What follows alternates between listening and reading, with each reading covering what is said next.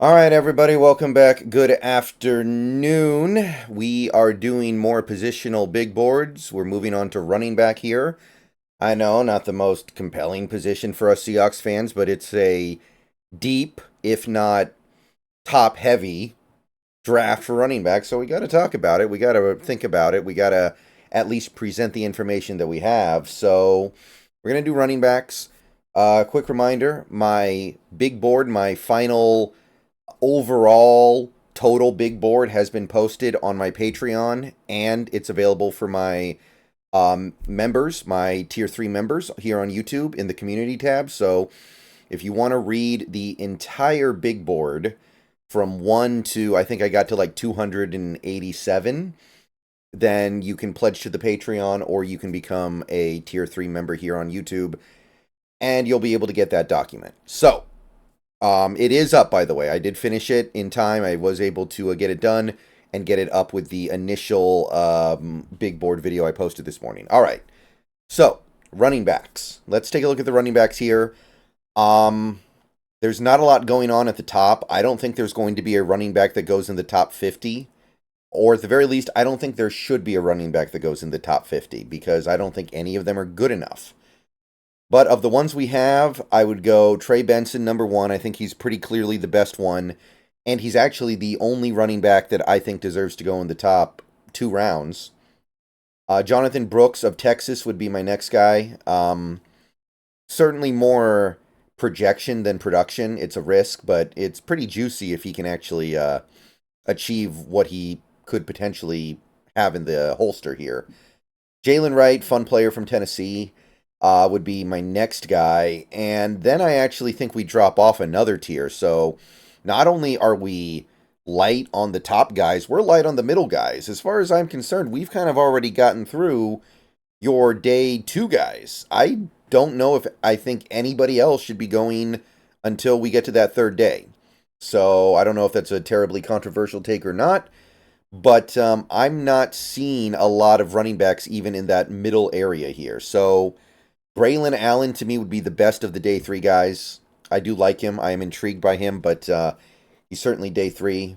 Then I would go Audric Esteem of Notre Dame, another power back.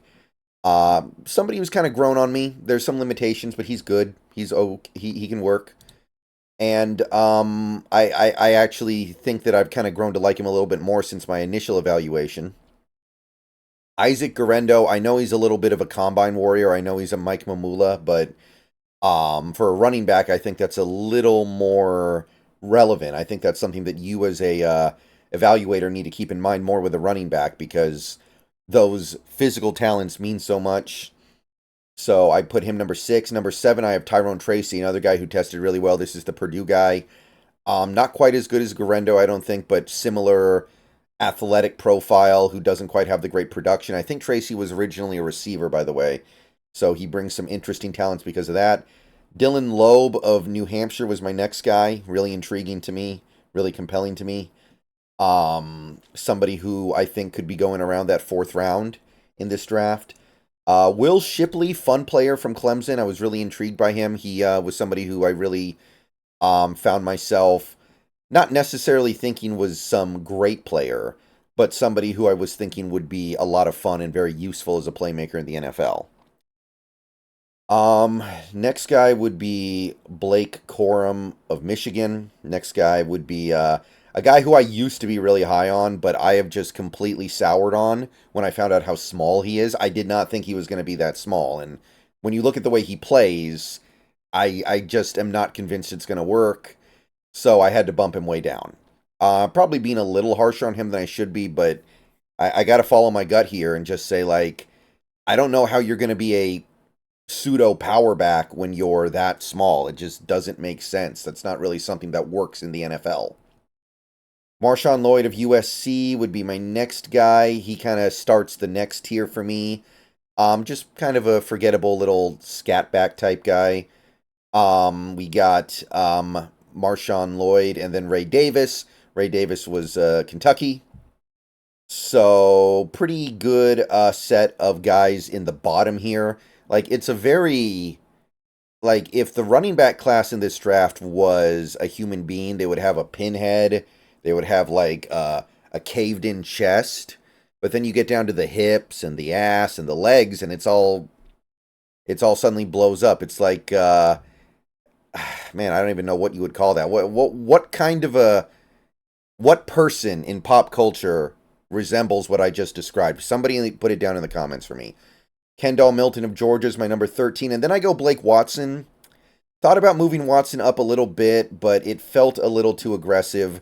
I love some of the stuff he brought to the table here, but at the end of the day, if I bump Watson up too high, I'm doing it solely based off a pro day, which you got to be careful about. The combine's one thing, but a pro day, like, you got to be a little bit cautious there, so I'm going to keep him down here. I still like him, still very intrigued by him, but I can't quite elevate him above these guys above him who I think are far more secure bets and who were productive at significant schools over the last couple years.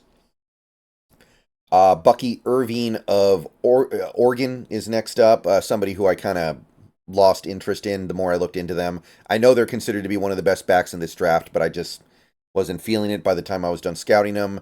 Jace McClellan of Alabama should be a somewhat intriguing scat back, somebody who can make some interesting plays in the NFL, but is not a starter by any stretch of the imagination, not somebody who's going to be able to offer a ton as a player in this league. Jawar Jordan of Louisville, I think he's the second Louisville running back in this draft. Pretty good prospect for a 5th or 6th round pick. Cody Schrader of Missouri was my 18th guy. 19 was Isaiah Davis. I think he's a power back. I'm sorry, all this stuff is starting to blend together because all these running backs. I mean, you look at a bunch of running back tape. It's kind of tough because it's like they're all doing so similar things.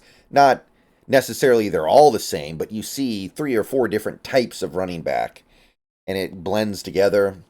Kamani Vidal of Troy would be number 20 for me, and then I go Rasheen Ali of Marshall. Frank Gore Jr. breaks my heart, but he's barely draftable. At this point, I don't even know if he gets drafted. I really don't. He just doesn't have it. He's just not quite there. Dijon Edwards of Georgia, Dylan Johnson of Washington, Mayan Williams of Ohio State. We're down into guys who I think will just be undrafted. I don't think these guys are good enough to get drafted. Amani Bailey of TCU and Michael Wiley of Arizona. So it's not a terrible class, like I said. You look at this list of running backs, and it's like, okay, I can find some stuff, but there's nobody here on the level, even close to the level of a Bijan. Nobody here is a Jahmyr Gibbs. There's nobody here who's, I don't even think anybody here is a Ken Walker or a Breece Hall. Like, those were the best 2 running backs in the class a couple years ago, Breece Hall and K9. And I think both those guys would be the number 1 running back in this class as well. I think they're clearly better than Trey Benson. But we put together what we could with what we had. So let me know what you think down below about this running back list. Let me know if you would swap anything out. Let me know if you have any dramatic disagreements or any other thoughts you might have. All right, that's it for the running backs. Might be another video later today, but if not, I'll be seeing you guys later on, taking a look at some of these wide receivers and tight ends tomorrow. See you guys then. Go Hawks.